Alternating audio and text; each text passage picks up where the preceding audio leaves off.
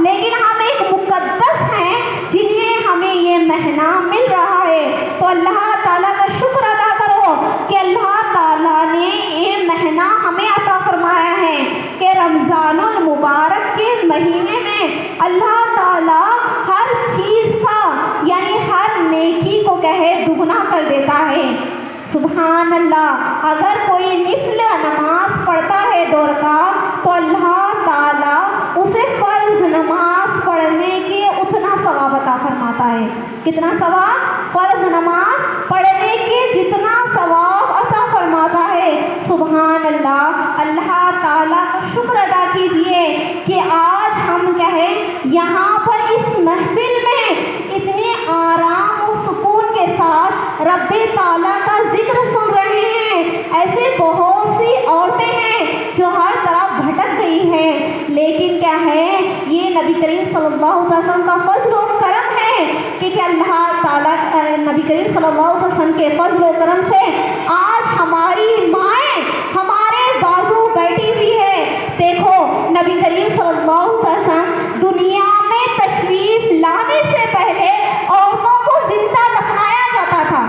یہ سنے ہوں گے بات کہ عورتوں کو زندہ دفنایا جاتا تھا، لڑکیوں کو زندہ کوئی بھی اس کے گھر میں نہیں رکھتے تھے، کیونکہ ایک شرم محسوس ہوتی تھی وہ لوگوں کو۔ ایک داماد بننا یا لڑکی کا باپ بننا اس کے لیے بہت شرم کی بات تھی، لیکن میرے آقا امام الانبیاء جب دنیا میں تشریف لائے ہیں تو نبی کریم صلی اللہ علیہ وسلم کے آنے کے ذریعے ان کے آنے کے بعد عورتوں کا مقام ملا۔ عورتیں جب کسی عورت کا شوہر کا انتقال ہو جاتا تھا تو نبی کریم صلی اللہ علیہ وسلم کے آنے سے پہلے کی بات ہے، جب کسی عورت کا شوہر انتقال ہو جاتا تو اس عورت کو ایک اندھیری کوٹری میں بند کیا جاتا تھا، ایک اندھیرے روم میں بند کیا جاتا تھا، اور وہاں پر اسے کھانا پینا دیا جاتا تھا۔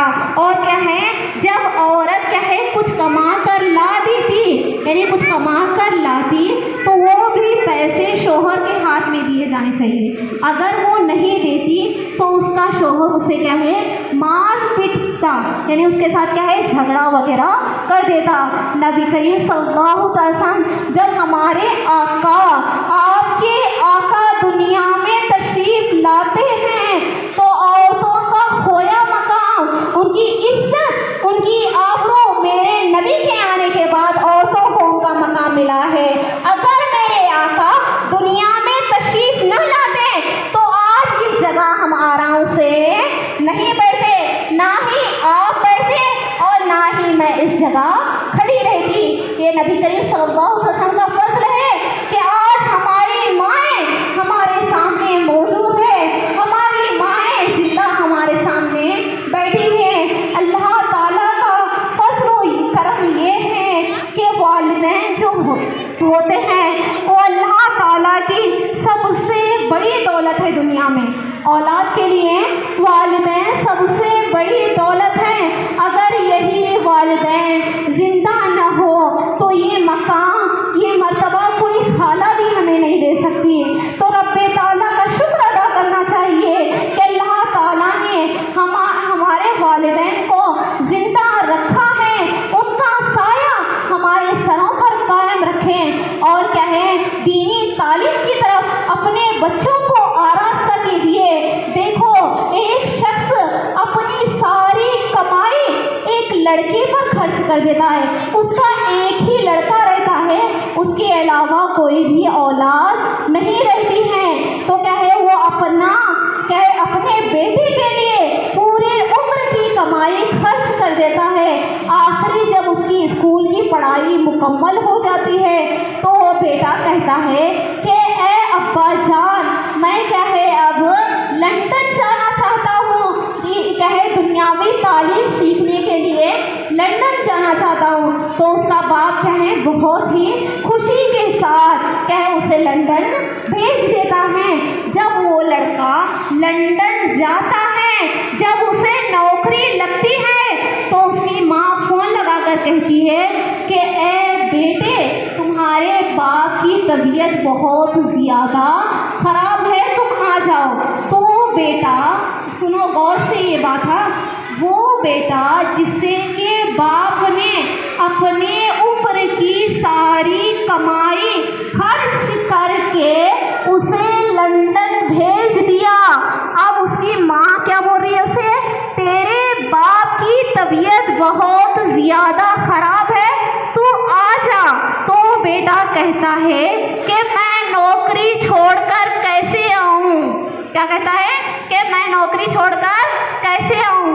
جب اس کی ماں یہ سنتی ہے تو فون کاٹ کر کہے رونے لگتی ہے زاروں قطار کہ دونوں کہے ماں اور باپ کا ایک لوتا وارث کہ ساری عمر کی کمائی اس پر خرچ کر کے لندن بھیج دیا، آج وہ ایسی بات کر رہا ہے۔ افسوس ہوگا یا نہیں ہوگا آپ لوگوں کو؟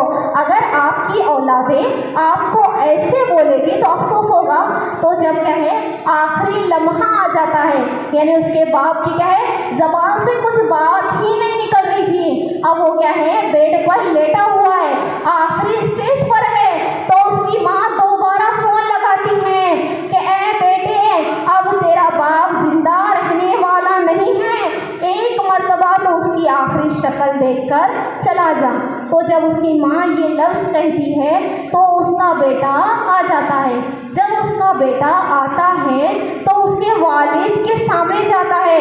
جب اس کا باپ اپنے بیٹے کو اس پوزیشن پر دیکھتا ہے تو بہت زیادہ خوش ہوتا ہے، خوشی کی وجہ سے اس کے آنکھوں سے آنسو جاری ہو جاتے ہیں اور کہتا ہے کہ اے بیٹے میں نے جوانی سے لے کر بڑھاپے تک تیری خدمت کی ہے، تیرے لیے کمایا ہے، دھوپ میں نے کام کیا ہے، آج مجھے تیری کمائی نہیں چاہیے بلکہ مجھے صرف مجھ پر ایک کہے یاسین شریف پڑھ کر پھونک دے۔ کیا کہہ رہا ہے باپ؟ مجھے تیری کمائی نہیں چاہیے بلکہ ایک یاسین پڑھ کر پھونک دے۔ وہ بیٹا کہتا ہے جس پر ساری دولت لٹائی، وہ کہتا ہے کہ اے ابا جان یاسین کس قرآن یعنی کس پارے میں ہے؟ یاسین شریف کس پارے میں ہے؟ دیکھو پوری دولت لٹا دی لیکن بیٹے کو یہ نہیں معلوم کہ یاسین کس پارے میں ہے۔ اللہ اکبر! وہ دولت کیا فائدہ جو خود کو فائدہ نہ دے۔ میں کہتی ہوں کہ وہ دولت کیا فائدہ جو خود کو فائدہ نہ دے، تو ایسی دولت نہیں چاہیے بلکہ آپ اپنی اولادوں کو دنیاوی تعلیم کے ساتھ دینی تعلیم سے بھی آراستہ کرے۔ میں کہتی ہوں کہ ان کو دنیا میں رہنے کے ساتھ دنیا کی بھی کہے ایجوکیشن ضروری ہے اور دینی بھی ضروری ہے۔ دینی اس لیے ضروری ہے تاکہ آپ کے چلے جانے کے بعد آپ کے کام آئے وہ بچے۔ جب وہ بچہ یہ کہتا ہے تو اس کے باپ آنکھوں سے آنسو جاری ہو جاتے ہیں اور اس کا انتقال ہو جاتا ہے۔ اسی صدمے میں اس کا باپ مر جاتا ہے تو تمام لوگ مسجد کے امام کہتے ہیں کہ اے لڑکے تو تمہارے باپ کا ایک لوتا وارث ہے، کہے تجویز و تقریب کا کہے سامان لے کر آؤ۔ تو لڑکا کہتا ہے مجھے یہ بھی نہیں معلوم، جنازے کا یعنی کفن دفن کا کیا ہے چیزیں لے کر آؤ۔ تو دیکھو وہ شخص وہ لڑکی کو یہ تک نہیں معلوم ہے۔ تو ہمیں چاہیے کہ ہمارے بچوں کو تعلیم دے تو دنیا کے ساتھ دینی بھی دے۔ بار بار میں یہ لفظ اسی لیے بول رہی ہوں کہ میری والدہ کی 4 لڑکیاں ہیں، الحمدللہ انہوں نے ہمیں دنیاوی تعلیم کے ساتھ دینی تعلیم کی طرف بھی لے گئے ہیں، سبحان اللہ۔ تو ہمیں بھی چاہیے کہ ہمارے بچوں کو صرف دنیا کی طرف مت لگائیے۔ ایک بچہ ایک شرابی باپ، تھوڑا سا مختصر واقعہ ہے۔ ایک بچہ کیا ہے بہت چھوٹا تھا، 1 سال کا بچہ، اور اس کا باپ بہت زیادہ شراب پیتا تھا۔ تو اس نے کیا اس کا شراب پینے کی وجہ سے اللہ تعالیٰ نے کیا شراب کیا فرمائی؟ حرام فرمائی ہے۔ شراب کی وجہ سے اس کے باپ کا انتقال ہو گیا۔ حضرت عیسیٰ علیہ السلام کا ہے قبر کے پاس سے جاتے ہیں تو دیکھتے ہیں کہ قبر میں بہت زیادہ عذاب ہو رہا ہے. وہ قبر کس کی؟ وہ جو شرابی آدمی ہے جس کا انتقال ہوا ہے اس کی قبر ہے.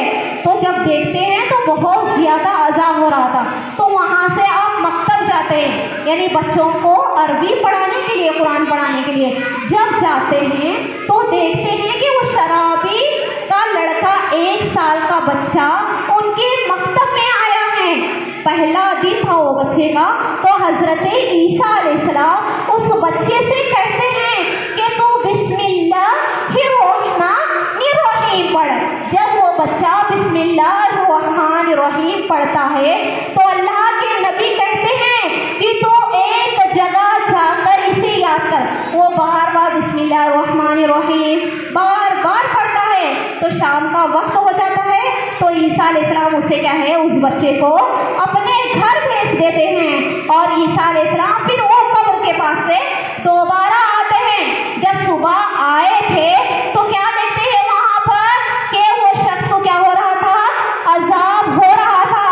لیکن جاتے وقت دیکھیے جب عیسیٰ علیہ السلام جاتے ہیں تو وہاں پر رحمت کے فرشتے اس شرابی آدمی پر رحمت برسا رہے ہیں. عذاب سب ختم ہو گیا.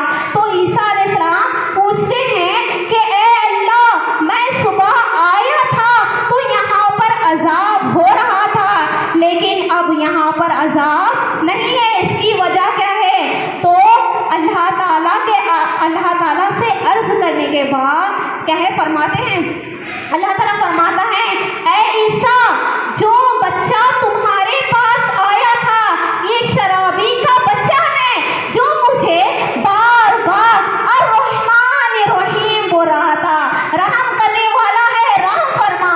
تو اس لیے میں نے یہ بچے کی بات سن کر اس کے باپ پر رحم کر دیا اور اس کے شراب کے عذاب کو ختم کر دیا.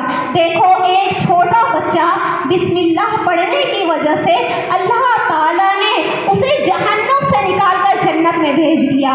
سبحان اللہ. ادب سے آؤ, ادب سے بیٹھو, ادب کرو, یہ ادب کی جان ہے.